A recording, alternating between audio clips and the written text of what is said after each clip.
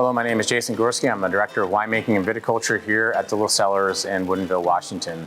Talking a little bit about our Yakima Valley Merlot blend that we call Colosse, or the Colosse. I really love this wine. For me, Merlot is one of the foundational, or if not founding, varietal for Washington State. At least when I was discovering the wines of Washington, Merlot at the time was the most commonly planted, is the most acreage in the state, and was just beginning to come onto the scene of nationally, international renown for Washington State for high-scoring wines and wines of repute made from specifically Yakima Valley Merlot. So this wine, Colosse, kind of came about as we have a long-standing, about 30-year history of making a wine we call D2, which is Merlot-dominant. And in the process of 30 years of making wine, we kind of find favorite spots, favorite vineyard partners, individual vineyard parcels.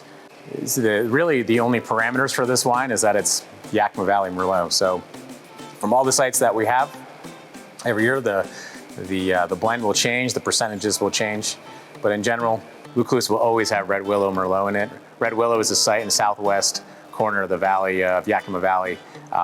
Absolutely one of our longest standing partners. We have been with them for 30 years. As a cooler site, it really preserves the red fruits, which is really what we're looking for out of Merlot. Nice cherries and Bing cherries, cranberries, that sort of thing.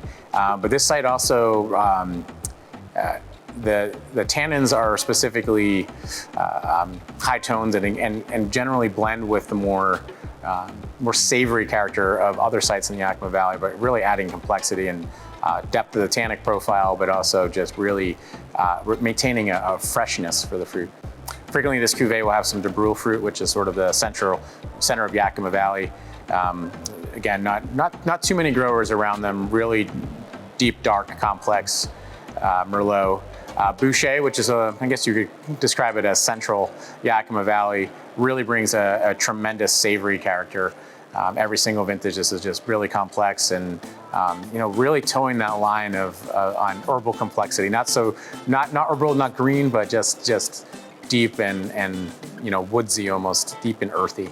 And then for Upland Vineyard, we have sourced one vineyard site that is called Harrison Hill. Again, separate from everything else on that very, very small Snipes Mountain AVA. That it gives really, really deep, dark, complex, and a tremendous weight from those older vines at Harrison Hill.